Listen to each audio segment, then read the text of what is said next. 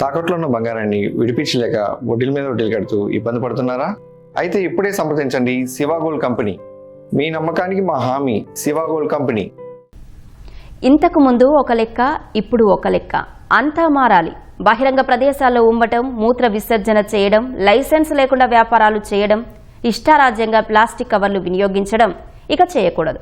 కాదు కూడదు అని నిబంధనలు ఉల్లంఘిస్తే ఫైన్ కట్టాల్సిందే. గుంటూరు నగరంలో పరిశుభ్రతకు అధిక ప్రాధాన్యమిచ్చే క్రమంలో పౌర స్పృహను పెంచేలా నగరపాలక సంస్థ అధికారులు స్వచ్ఛ గుంటూరు పేరుతో సరికొత్త కార్యాచరణ ప్రారంభించారు. గుంటూరు నగరపాలక సంస్థ పరిధిలో నగర పరిశుభ్రతకు భంగం కలిగించే వారిపై అపరాధ రుసుం విధించేలా అధికారులు చర్యలు చేపట్టారు. పరిశుభ్రత నిబంధనలు ఉల్లంఘించిన వ్యక్తులు, వ్యాపార సంస్థలపై డిజిటల్ చలానాలు జారీ చేస్తున్నారు. దీనికోసం స్వచ్ఛ గుంటూరు పేరుతో ప్రత్యేకంగా మొబైల్ యాప్ రూపొందించారు. కార్పొరేషన్ సిబ్బంది క్షేత్రస్థాయిలో పర్యటిస్తూ వ్యక్తులతో పాటు దుకాణ యజమానులు ఎవరైనా నిబంధనలు ఉల్లంఘిస్తే వారికి జరిమానా విధించనున్నారు. ఎక్కడ పడితే అక్కడ ఉమ్మడం, మూత్ర విసర్జన చేయడం, నిర్దేశిత ప్రమాణాలు లేని ప్లాస్టిక్ సంచుల వాడకాన్ని పరిశీలిస్తారు. నిబంధనలను పాటించకపోతే పేరు తెలుసుకుని ఫోన్లోని యాప్ ద్వారా జరిమానా వేస్తారు. అలాగే దుకాణాలు, వ్యాపార సంస్థలు పాల్పడే ఉల్లంఘనలపైన కఠిన చర్యలు తీసుకునేలా స్వచ్ఛ గుంటూరు యాప్ను ఉపయోగిస్తున్నారు. షాపు ముందు చెత్త వేయటం, నిర్మాణ వ్యర్థాలు రోడ్లపై పోయటం, ప్లాస్టిక్ వేస్ట్ పడేయటం, సరైన పారిశుద్ధ్య చర్యలు పాటించకపోవడం వంటి ఉల్లంఘనలకు పాల్పడిన వ్యాపారస్తులకు కూడా జరిమానా విధిస్తారు. నేరుగా సంబంధిత వ్యక్తి లేదా వ్యాపార సంస్థ పేరిట అప్పటికప్పుడు చలాన్ రాసి జరిమానా వసూలు చేస్తారు. ముందు ఎప్పుడైనా లిటరింగ్ చేస్తే, గార్బేజ్ త్రో చేస్తే ఎటువంటి చాలా మందికి భయం లేదు, కొంతమంది సహకరించడం లేదు. కాబట్టి ఇలాంటి కేసెస్లో మనం ఫైన్ వేస్తే, పెనాల్టీ వేస్తే తప్పకుండా వాళ్ళు నెక్స్ట్ టైం చేయకుండా ఉంటారు. కాబట్టి ఉద్దేశంతో ఈ ఫైన్ యాప్ ప్రిపేర్ చేయడం జరిగింది.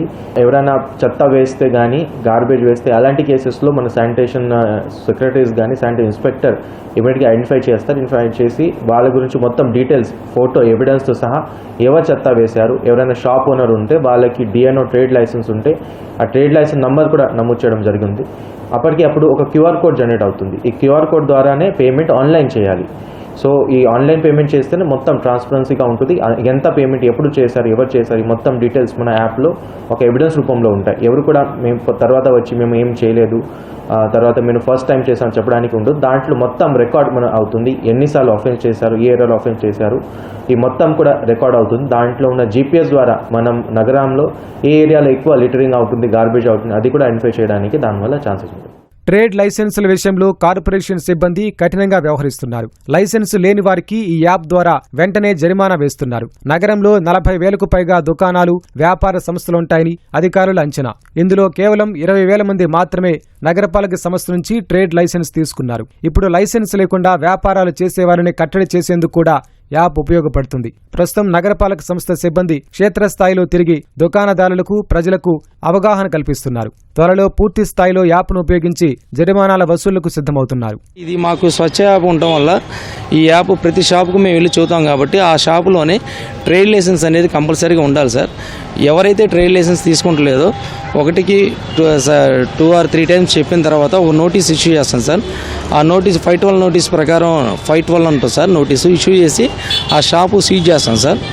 ఎవరైతే తీసుకుంటారో వాళ్ళకి ఈ ట్రేడ్ లైసెన్స్ ఇంప్లిమెంట్ చేస్తాం సార్, ట్రేడ్ లైసెన్స్ వచ్చేటట్టుగా. అలాగే మాకు దీనివల్ల ఏంటంటే ప్రతి షాప్కి టచ్ చేస్తాం కాబట్టి ఈ ట్రేడ్ లైసెన్స్ కూడా లేకుండా ఎవరైతే ఉన్నారో వాళ్ళని గుర్తించి ఈ ట్రేడ్ లైసెన్స్ కూడా ప్రతి షాపుకు ఉండేటట్టుగా గౌరవ కమిషనర్ గారు అయిన ఆదేశాల మేరకు మేము ప్రతి షాపు చూసి ఇంప్లిమెంట్ చేస్తున్నాం సార్. చెప్తున్నారు, అవగాహన చెప్తున్నారండి. 120 మైక్రాన్ కవర్ల గురించి కానీ, షాపు క్రెడిట్ లైసెన్స్ కానీ, డస్ట్బిన్ గురించి కానీ ఎట్లా ఉండాలి అని సంగతి నీట్గా చెప్తున్నారు. మేము అట్లా నీట్గా ఉంచుతాము. సాంకేతికతను వినియోగించి పరిశుభ్రత, బాధ్యతాయుత పౌర సేవలను బలోపేతం చేయడంతో పాటు నగరపాలక సంస్థ ఆదాయం పెంచేలా యాప్ ఉపయోగపడనుంది. నగరాన్ని పరిశుభ్రంగా ఉంచేందుకు ప్రజలు, వ్యాపార సంస్థలు సహకరించాలని అధికారులు కోరుతున్నారు.